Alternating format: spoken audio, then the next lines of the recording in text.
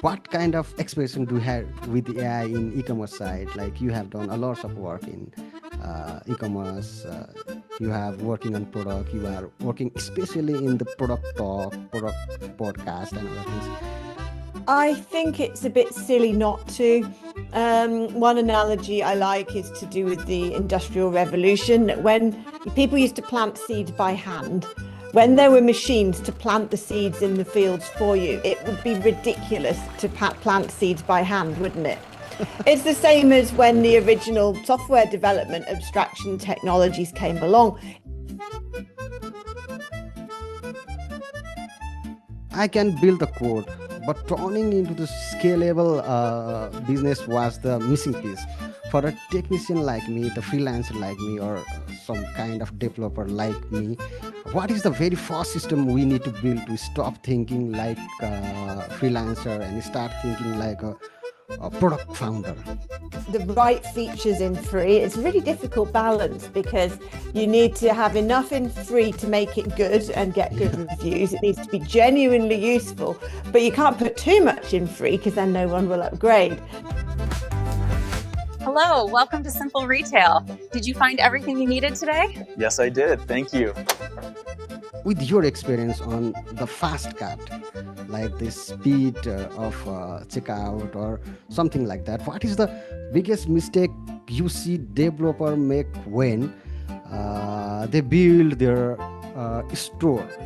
I think the biggest mistake I see people make, and this is like a huge majority of WooCommerce stores, is just using WooCommerce as it comes. And there is a lot of data and research that's been published saying that the fewer clicks the user has to make, the more likely they are to convert.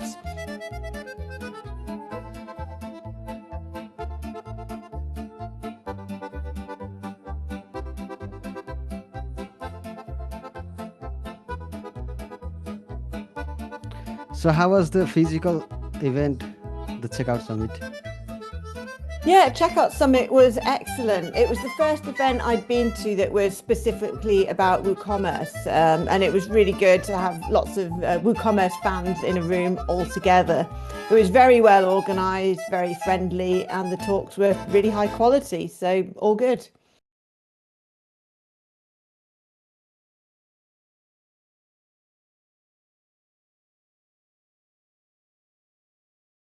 Hi everyone, and welcome to another episode of Go Dolby. I'm Siva Shankar Bhatta. Today we are exploring the bridge between being a high-level developer and a successful product owner. Joining us is someone who has truly mastered the product side of WordPress ecosystem. Katie Kate, the CEO of Barn2 Plugin. Ma'am, it is a real pleasure to have you on the show. Thank Let's you. get started with a little bit background of the Barn2 plugin, your journey towards this ecosystem. Yeah, so well, we started as a company called Barn2 Media back in 2010, and we started building websites basically, found that WordPress was the best way to build any website, and ended up largely specializing in WooCommerce. And then in 2016, we launched our first plugin. We had a kind of desire to expand into the product side of things. Thought that would be a more scalable business model. I say we because I launched the company with my husband, Andy, who's not working on it anymore, but at the time we built that together. And so when we switched to the products, it went really well. We launched a few products in 2016, and it was really helpful. Andy was a developer and I was into marketing because it meant we could market more effectively than developers who were on their own launching products. And it went really well and grew from there. Yeah. I also seeing your post in social media and your journey is very inspiring to me also. Like for a context, uh, I have been a WooCommerce freelancer here in Nepal for many years. In the news and magazine niche, I have been very successful building product with a huge user base. and a good kind of premium model and premium conversion. But when I try to move the WooCommerce premium product model, putting things on the WordPress.org, Timber Monster, and sometimes in Code Canon, I hit the wall in that case. Like I can build the code, but turning into the scalable business was the missing piece. You often say that the plugin don't scale, the system do. For a technician like me, the freelancer like me, or some kind of developer like me, what is the very first system we need to build to stop thinking like a freelancer and start thinking like a product founder? Ooh, systems. I don't know. I don't, systems aren't even the first thing, I think. Systems are important as you scale, but to get started, um, if I'm being honest, I would say things like Code Canyon are the worst place to put your products. WordPress.org is good. It's a really good way to get discovered. But selling on a marketplace that doesn't give you things like subscriptions and control over your business, it makes it much harder for it to grow. And when you do get a sale, they don't pay you every year. So you don't build recurring, reliable revenue, which is a problem. So I think people need to be more confident in doing marketing and doing maybe their own website. Or if it's WooCommerce, if and you're new, go on the WooCommerce marketplace. So have a free version on WordPress.org and a premium version on the WooCommerce marketplace. And that way you're getting the discoverability through those sites, but you just get that bit more control. Mm. So the freemium model is always a kind of best model because people are uh, using your product freely and trying that in kind of trial mode, and then if they agree, if they get convinced with the product and feature, they will purchase the premium product of that particular free version of module. Yeah, if you Okay. get it right. Yeah. So, like, you need things like the right features in free. It's a really difficult balance because you need to have enough in free to make it good and get good Yeah. reviews. It needs to be genuinely useful, but you can't put too much in free because then no one will upgrade. So, that's a difficult balance. And then you need to make it really obvious what is in pro. The thing that works best for us with that is upgrade links on the settings pages. So if something's a pro only feature, then we'll put it on the settings page grayed out with an upgrade to pro link. And we find that that generates a lot more sales than other links on our free version. So, for example, we don't get many sales from our WordPress.org listing when that links to Pro, but we do get sales from the settings pages. So, there's a lot you can do to get right on the free model. But it's a really weird time at the moment because if you'd asked me this 2 years ago, then I'd have said do content marketing. That's what worked for us. But AI, or specifically the way people are discovering products through AI, has broken a lot of the traditional SEO advice so that that is much harder than it used to be. So I think if I was just starting now, I would lean more on the freemium model and getting onto places like WordPress.org and WooCommerce.com that have an audience in themselves instead of being reliant on Google SEO for your own website. Yeah, yeah, yeah. Making product is difficult, deciding the feature is even more difficult, and marketing that product is way more difficult than Yeah.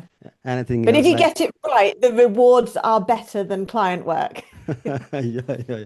Product work is very uh, tension free kind of work. Like you need to build a tool, feature for someone, and just wait for their response, feedback, and other things can work them for their own request. Feedback would be a helpful premium feature also.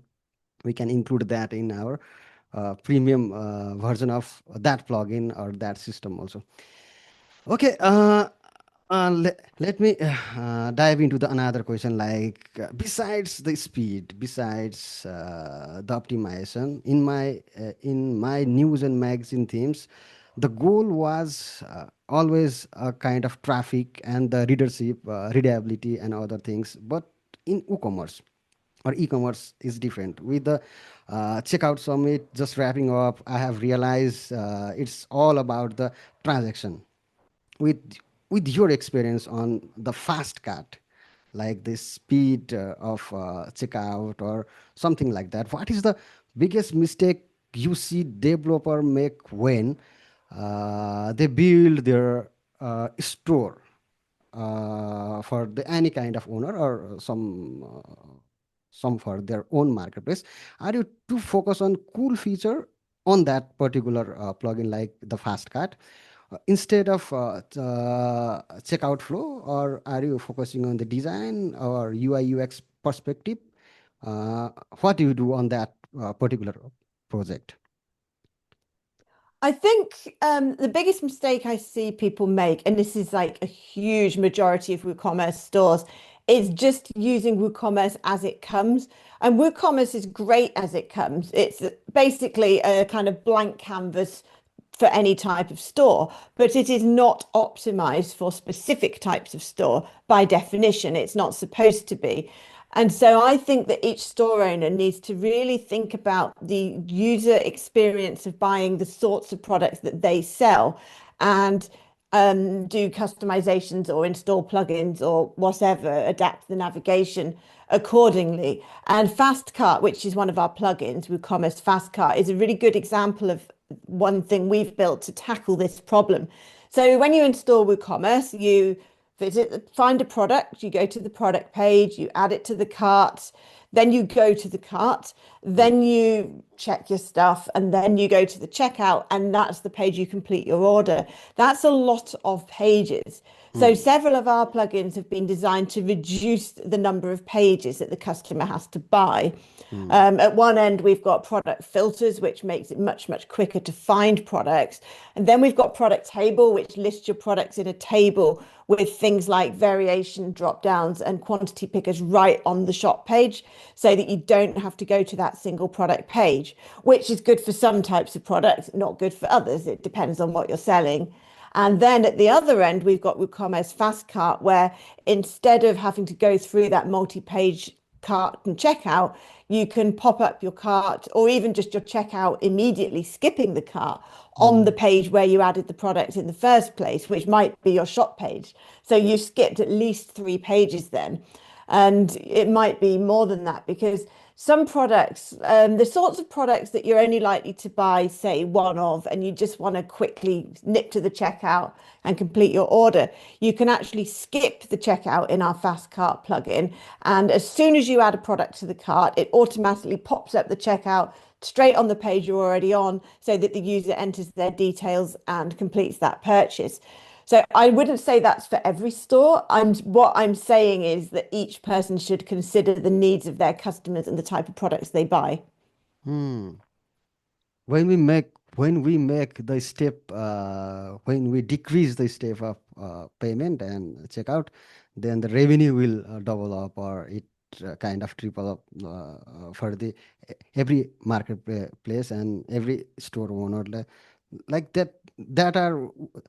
That kind of experience we also get from some kind of real time shopping site like Amazon and other things. Also, we need to get their money as quick as we can, because people can change their mind.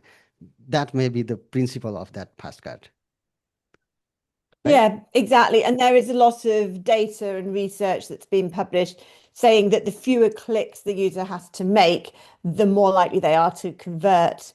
The same applies to the complexity of the checkout. We don't have a plugin for reducing the number of fields on the checkout, but there are plenty of plugins that can do that as well. And they all work with our fast cart. So I'd recommend using a plugin to really get down the amount of tasks that the user has to do on that checkout and that really speeds everything up. So then the fast cart pops up. You've used the other plugin to remove things like the phone number and maybe the notes field if it's not relevant, Yeah. maybe even some of the address fields if it's a digital product. Yeah, It postal code and other things are very annoying for every purchase. Like, why do we need to Yeah.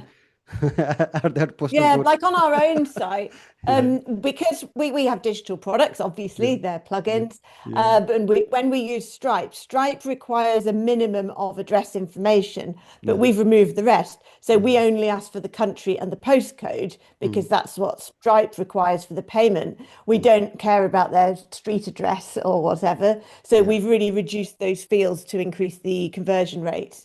yeah. Psychologically, we need to think the user psychology also. We may not only focus on the store owner psychology. We need to think about the user psychology, Mm. the demand or something kind of a fast thing to get involved into their purchasing journey.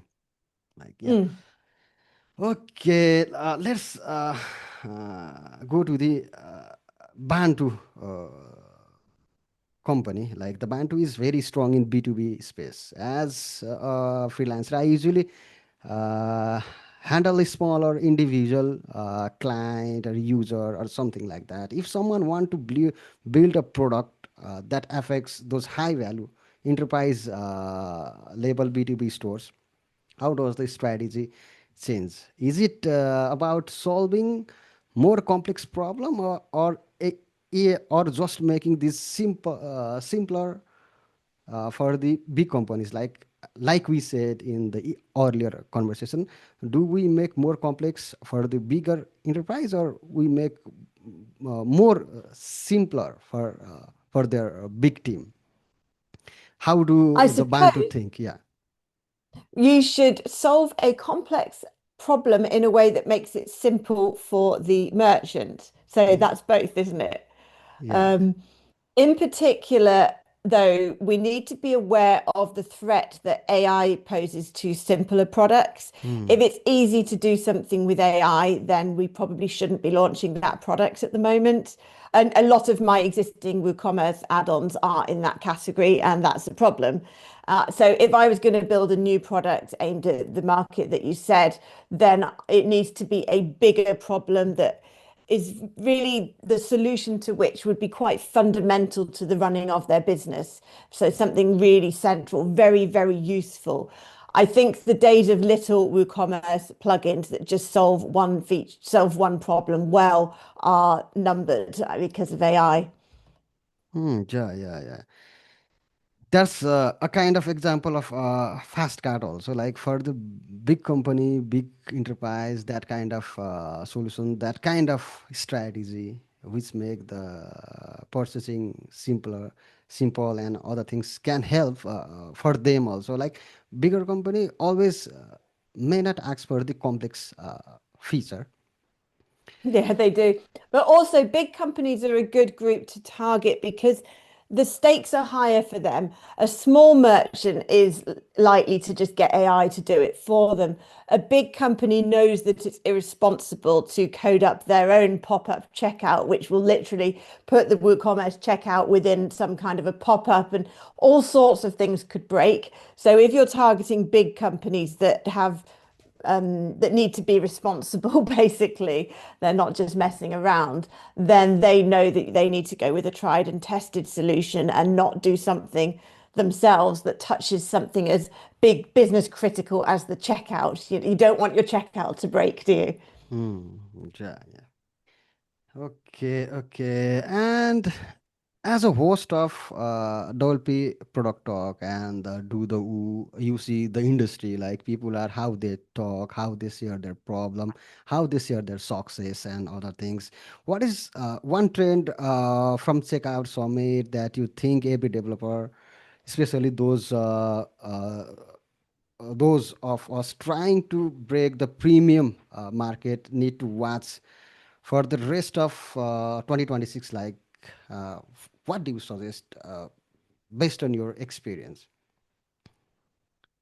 Yeah, I think I've talked to a lot of people both on the podcast and privately, and I've done a survey to analyze which products are doing well at the moment and which aren't. And I've drawn some conclusions that I think people need to know about in Hmm. order to be on the right side of the future. One is that I mentioned that little single feature utility plugins are not a good idea anymore because you can do that with AI. Another is that the way you market is important.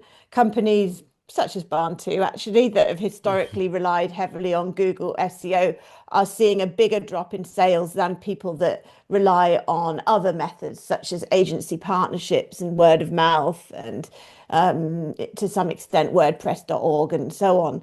So I think a trend that people will be using is to rely less on SEO and more on more personal methods of marketing because AI can't replicate those. Hmm. And there's a third trend as well. I'm just trying to remember what it is. No, it's gone for now. Sorry. Yeah, well, it was the content marketing, SEO, and optimization was the uh, was kind of history right now with the era of AI. Like people are getting the recommendation, suggestion, and other things from the AI chatbot and other things. We need to manage that things also for the marketing.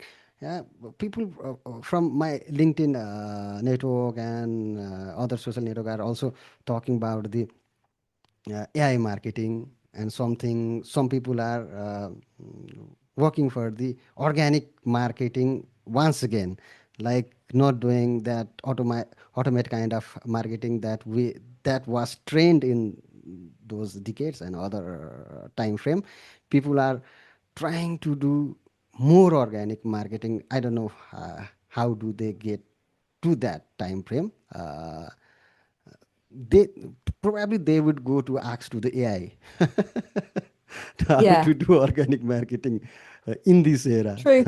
Yeah, yeah, I suppose organic marketing is largely, SEO has largely been replaced by GEO. yeah, I've yeah, forgotten what that stands for now. Something engine yeah. optimization. It's Yeah, AI yeah, with the optimization. AI. Yeah, Yeah, generative engine optimization. yeah. And so it's really similar to SEO, but there are subtle differences. So it's worth reading up on it. And that will definitely be a trend because we obviously want AIs to be recommending our products. And there are subtle things we can do to make that more likely. I know I say there's been a drop in SEO. Google Organic is still our biggest source of sales, but you Sales, yeah. have to bear in mind that we have been building our SEO presence for at least 10 years now. So Mm. if you were just starting, I think that would be harder and you should go for something else like agency partnerships to get those agencies regularly using your product and other marketing channels. Okay. In the perspective of AI development in recent era, like what kind of expression do you have with the AI in e-commerce side? Like you have done a lot of work in e-commerce. You have working on product. You are working especially in the product talk, product podcast, and other things. How do you describe the revolution of AI in this WordPress ecosystem? Weirdly, I view it as equally a threat and an opportunity. We've Hmm. talked quite a lot about the threats already, the fact that people are discovering products in different ways that makes it harder to get the sale, and the fact that people can vibe code their own versions of your simpler plugins. But in terms of opportunity, it's an opportunity for us to be massively more efficient in our work so that we can achieve a lot more for the same resources. And we need to use that opportunity to tackle the threats that it brings. So I don't know if it's a good or a bad thing because you've got those two sides of the coin that you need to juggle. Yeah, yeah. Recent days, I'm also in the WordPress plugin review team. Including me, there are uh, 5 to 7 people reviewing the plugin, and You're busy then. yeah, yeah, yeah. And with the revolution of that AI, the submission of plugin, especially for the WooCommerce, are increasing. Like the competition will be tough for every Yeah. store uh, maker or plugin maker founder. Like AI can build us. AI can also give idea. AI can also build the snippet, the code, and people are just submitting a different kind of plugin, not only in WooCommerce, like they are working on every side of WordPress, like, but it seems like competition will be very tough for the older kind of thinker, the founder who do not appreciate the evolution of AI. What do you think about that? Do they need to transform their team to the AI first development, AI first design, AI first idea sharing, or making plan, or other things, or old founder will sustain anyway? Like, what do you think about that? I think it's a bit silly not to. One analogy I like is to do with the Industrial Revolution. When people used to plant seeds by hand, when Mm. there were machines to plant the seeds in the fields for you, it would be ridiculous to plant seeds by hand, wouldn't it? It's the same as when the Yeah. original software development abstraction technologies came along. It would be stupid to continue writing software in binary after the abstraction tools were available. So I see it as like that. And if you're working for yourself and you enjoy coding, then fine, do it your way. But as a company owner, because there are now faster ways to do things, I am no longer prepared to pay for the old way because it's so much less efficient. And of course, I do believe that when you're building products for release, as we are, then an experienced developer should be working very hard on the brief with the AI, working very hard on testing and making sure it's using the right tools and techniques and best practices and all of that stuff. It's not responsible for non-developers to be doing that. But the developers need to be more efficient. But I'm really curious about something you just said. You said that as a member of the plugin review team, the type of plugins being submitted is changing. Do you have any examples of that? Like people can build any kind of plugin these days. Like they just think I need to build this particular feature for the WooCommerce. Then AI, the vibe coding, and the AI tool will help them to build that kind of tool for e-commerce, or something different that every the busy people could not think the idea about that kind of plugin. I'm talking about that kind of plugin. Yeah, so utility plugins basically, rather than sort of platform level Mm. plugins. Yeah, a lot of people are doing that and they're not going to be successful unless they know a lot about marketing and can really execute. Yeah, Because writing the code is the easy bit these days. You need to think about what the user wants. Is their product market fit? How are you yeah, going yeah, to upsell to your premium version? How are you going to market outside of yeah, WordPress.org? All of those things. And there's the fact that these vibe coded plugins are, as you say, they're typically kind of adding a feature which other people can do with AI. So why would they even use your plugin? yeah, yeah, So I'm not particularly threatened by some of these submissions because of yeah, all those things. yeah. There are other This, yeah, threats, but yeah, that's yeah. not one. Yeah. This can be connected to the my previous question. Like I was a good freelancer for the WooCommerce for the last 10 years, and I could not make the successful premium WooCommerce product. Like I may have lacked the sectors, the scope that you have recently listed down, like marketing or making other things. This is the same kind of fashion will be reoccur in the industry. Like building is or developing or making is not a big thing, but Mm. selling it, the selling your code, selling your plugin, selling your skill is the big thing here. Okay, finally, is there anything I haven't asked you that you would like to share, like before doing this webinar? We have also talk in mail and other things. Maybe a word of advice for a developer that in a market like Nepal or India or some South Asian country who has skill but afraid to take a product in the global level. Do you have any kind to share with for them? Yeah, my advice, which is based on a lot of observations, is if you are a developer by background, then don't do it alone. And if you're really interested in marketing, then fine, spend the time to learn it. If you're not, then find a business partner who is good at marketing, because just releasing the product and letting it sit on WordPress.org or whatever won't make you successful. You need to do more marketing. So partner with someone or even hire a company that specializes, like there's Roots and Fruit and Ellipsis, people like that that specialize in marketing WordPress products. But just don't neglect the marketing, whichever way you decide to get that marketing skill. Yeah, like focus on the team, focus on the system, and not just the script, not just the code, not just the file you developed. I'm taking that lesson with me today. And ma'am, thank you so much for being so honest and generous with your expertise. And it's been an incredible conversation.